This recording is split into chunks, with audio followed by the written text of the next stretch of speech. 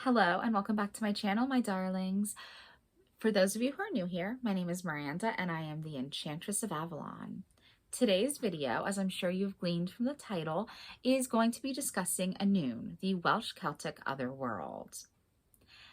Now, I want to begin by discussing a little bit about what the Otherworld actually is and the fact that there are many otherworlds. The Otherworld is the afterlife in Celtic belief, but it's also the lands of the Fae. These things do entwine and overlap, and the complexity of Celtic belief did not end with ancient times, as it became infused with Christianity as they were trying to convert Celtic countries to Christianity. And that's why it's such a unique system of the belief of the afterlife. And it works differently than, say, the Greco-Roman thought process of Hades or the Nordic hell with one L. It is a very interesting belief system, and there are many other worlds. Now, it could be that the other worlds are the same thing, going by different names to different Celtic peoples.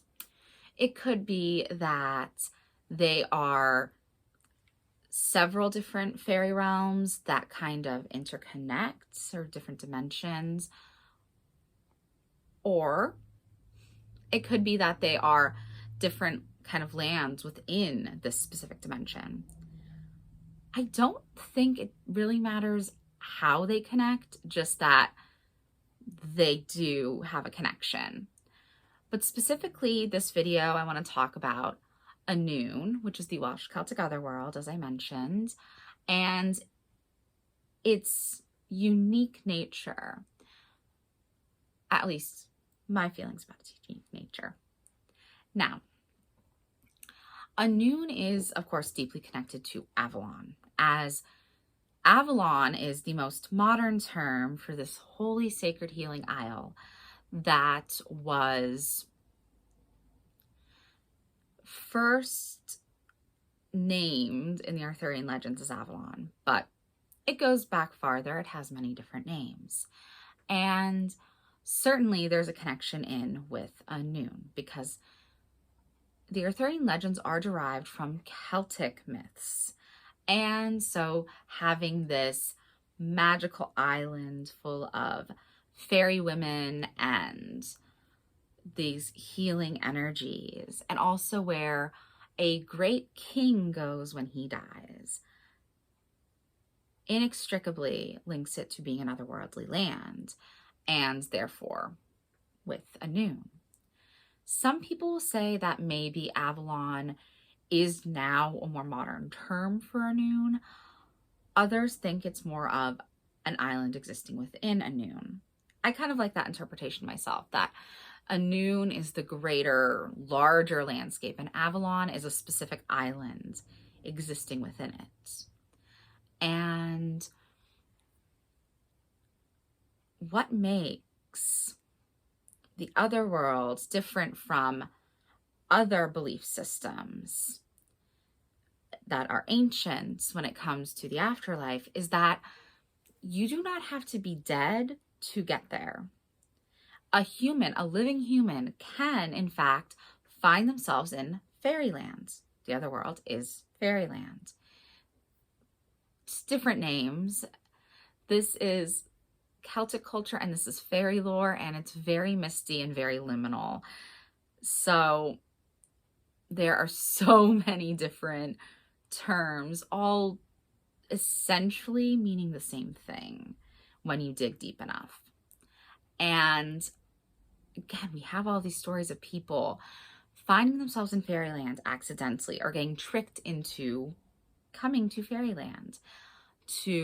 Sometimes it's to help increase birth rates, because the Fae have low birth rates. Sometimes it's because the Fae took an interest in you and a fairy king or queen wants to take you as a lover. There are many different reasons. But those beliefs held up way into Christian belief in the Celtic countries. You have this in Ireland, England, and Wales, Scotland, where these beliefs were held and kind of intertwined and fused with Christianity over time. And I think that's what makes it just so incredibly unique in how this works. Now, when we're talking about the otherworld as both a land of the Fae and a land of the dead, it can cause some confusion. Like, why is it both? I think it's both because we as living people can get there, but we also, if you believe in the Celtic belief system, believe that you'll end up in the other world when you pass. And then, if we bring reincarnation into it, you would come from the other world to the next life, and on and on. And there are even some fairy lore traditions that believe that when you go to the other world, you may become a fairy in death. Sometimes it says, kind of like the old theories that witches and werewolves in life would become vampires in death. Some believe that like witches in life would become fairies in the other world when they died. It's an interesting thought and kind of a fun one to explore, but I don't want this video to be insanely long, so I'm gonna just move on to some specific otherworldly fairy kings and queens. I'm going to talk about my 3 favorite fairy goddesses, Rhiannon, Morgana Le Fay, and Blodeuwedd, as they are very much otherworldly fairy queens and sovereignty figures, and they are also goddesses who could be associated with death. We see this more so with especially Morgana Le Fay, who is a psychopomp and does bring the wounded and dying King Arthur to Avalon to be healed. But we do see it also with Rhiannon. She has birds who can sing and raise the dead and lull the living to sleep. If that isn't dominion over death, I don't know what is. Now, Blodeuwedd is a little less obvious, but she definitely, I feel, has death associations in her owl aspect, because her owl aspect, if you read her actual legend, is a punishment for having attempted to take the life of her husband, Lula Gaifas, in a plot with her lover Gnu. And since it's this punishment for having attempted murder, essentially, I think that the owl aspect is linked with death. Plus, owls are birds of prey. They do hunt and therefore kill. So it's again that misty liminality of life-giving, healing, nurturing aspects. Blodeuwedd is a flower goddess, and Rhiannon is a mother goddess and a sovereignty goddess who grants rulership of the land through her union with Poole. And Morgan is also at her heart a healer and the chief amongst a ninefold sisterhood of healing women.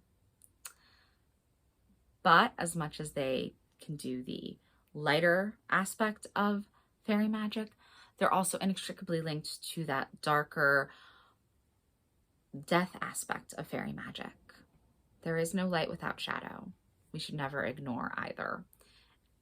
That's why love and light only tends to lead to a lot of confusion and possibly just destruction.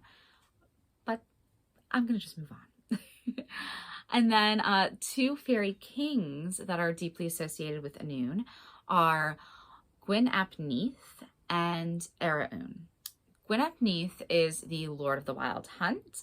He is a wild fairy king who is said to burst forth from the Tor of Glastonbury, Avalon, each Samhain to collect the souls of the dead through the wild hunt and bring them to the Otherworld. Again, linking Annwn with Avalon directly. And then Annwn is a king and lord of Avalon, of Annwn, who famously at the beginning of the first branch of the Mabinogi trades places with Pwyll, the Prince of Dyfed. And Pwyll is able to defeat another lord by having traded places with Annwn. And that, along with the fact that he never bedded Annwn's wife that whole year, because an entire year passed that he was there, that they had traded places, meant that he had bonded with this fairy god in a very important way. And in many ways, probably is what led to Rhiannon finding out about him and led to their eventual union. So those two are so integral to both Gwyneth Neath and Annwn, are so integral to the masculine side of Annwn. We often hear tales of fairy queens, but there are fairy kings, and I wanted to talk at least a little bit, mention them briefly in this video, because I myself talk about the divine feminine and the fairy queens all the time, but I have to give some love to the fairy kings too. They are there and they are important, whether you feel drawn to them or not. They are the balancing force to the fairy queens. So I hope you've enjoyed this short, slightly rambling video about Annwn, the Welsh Celtic Otherworld. If you have enjoyed it, please do like, comment, subscribe, and check out my blog, whiteroseofavalon.life, for even more content. And if you're interested, I do also offer tarot and oracle card reading services on my website.